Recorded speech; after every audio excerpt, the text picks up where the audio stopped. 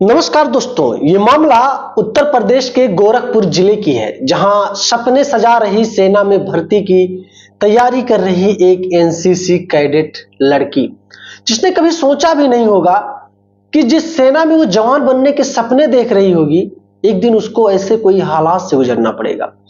Ahmedabad Gorakhpur express में एक train जो कि उसकी जिंदगी की एक ऐसी ट्रेन बन गई जिसको लड़की चाह कर भी भूल शायद नहीं पाएगी। एनसीसी कैडेट कोड की यह लड़की मऊ के लिए पेपर देने जाती है। एक एग्जाम होता है, इसका पेपर देने के लिए जाती है। मऊ में पेपर अपना देती भी है। उसके बाद पेपर वगैरह जब इसका हो जाता है तो इसके मन में एक बार आता है, क्यों ना आज रात यहीं रुक जाए।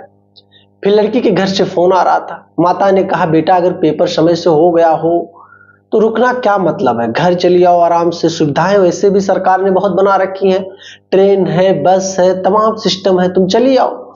लड़की ने भी सोचा माँ ठीक ही कह रही है, समय से घर पहुंच जाऊंगी, अपना फ्रेश वगैरह हो जाऊंगी, नहा धो के खाना भी खा लूंगी, वैसे भी भाग दौड़ भरी जिंदगी है, परेशान क्यों होना।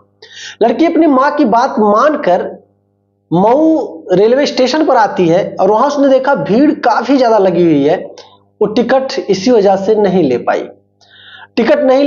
लड़की थी, सोचती है कि अगर लोकल डब्बे में पहुंचेगी तो भीड़ बहुत ज्यादा होगा, लड़के उसके साथ उल्टी सीधी हरकतें करेंगे।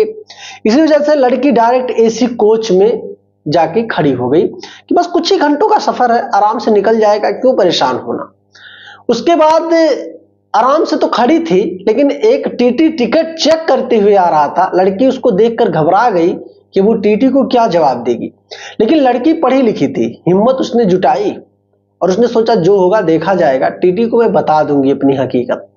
जब टीटी लड़की के पास आता है और कहता है टिकट है तुम्हारे पास, लड़की कहती है नहीं साहब जी, टीटीई का नाम है राहुल।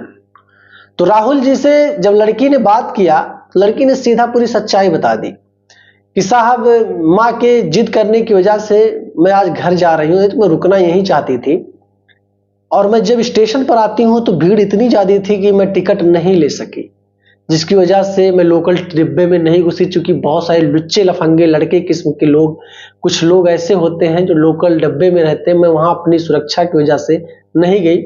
मैं इस एसी कोच में घुस आई। अगर जो कुछ भी पेनाल्टी आपको चाहिए साहब आप बताओ, मैं पेनाल्टी दे दूंगी। मैं टिकट लेना चाहती थी, मैं मजबूरन नहीं ले पाई। टीटी ने कहा कोई बात नहीं, घबराने की क्या जरूरत है, मैं हूं, मैं तुम्हें सीट दिलवाता हूं, कंफर्म सीट दिलाता हूं, सीट कई सारे खाली हैं ट्रेन में, आओ मैं सीट दिलाता हूं। ये कहकर वो लड़की को अपने पीछे पीछे लेकर जाता है कि आओ एक केबिन में, वहां थोड़ा मैं तुम्हारा टिकट वगैरह बना देता हूं, बनाने के बाद फिर तुम जाना अपने फला सीट पे, अपना आराम से सोना बैठना जो भी कुछ करना होगा। लड़की भी उस राहुल जी की बातों में आ गई जो टीटीई थे, और उनके पीछे पीछे वो जाने लगी। और वहां पहुंचते ही टीटी ने दरवाजा बंद कर लिया। लड़की ने पूछा दरवाजा क्यों बंद कर रहे हो, तो इस पर टीटी ने बहुत सारी आपत्ति जताई और लड़की को मारने पीटने की भी धमकी देने लगी। लड़की ने शोर करना चाहा लेकिन नहीं कर पाई। टीटी ने लड़की के साथ हैवानियत किया।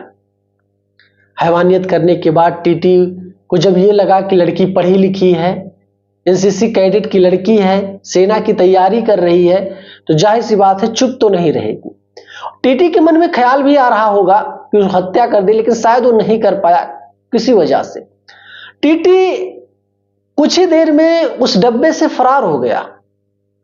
लड़की एक जगह पर बैठकर रोती रही, बिलखती रही।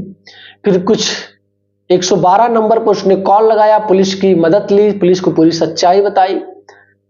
अगले स्टेशन पर लड़की को उतार कर लड़की से पूछताछ किया जाता है। पूछताछ करने के बाद लड़की ने पूरी सच्चाई बताई जो उसके साथ टीटीई राहुल जी ने किया था। लड़की की सच्चाई सुनने के बाद जितने भी बड़े बड़े प्रशासनिक अधिकारी थे, सारे लोगों के पैरों तले जमीन खिसक गया कि सेना की तैयारी कर रही इस लड़की के साथ भी एक पढ़े लिखे टीटीई ने ऐसी घटना कर दिया। क्या मतलब, आज के समय में पढ़ने लिखने का मतलब क्या है। अब तुरंत से तुरंत एफआईआर दर्ज कर लिया गया टीटी राहुल जी के ऊपर, और वो फरार हैं। अभी तक उनका कोई पता नहीं चल पा रहा है वो किस जगह पर है, कैसे हैं। 10,000 रुपए का इनाम भी प्रशासन द्वारा उनके ऊपर रख दिया गया है कि जो भी उनका पता बताएगा, उनको खोज कर लाएगा या कुछ भी उनके बारे में बताएगा और वो पकड़े जाते हैं उस व्यक्ति के माध्यम से, तो 10,000 रुपया उस व्यक्ति को इनाम के रूप में दिया जाएगा।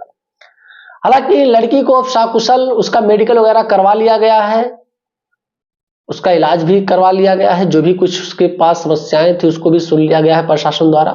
लड़की को साकुशल उसके माता पिता को सौंप दिया गया है।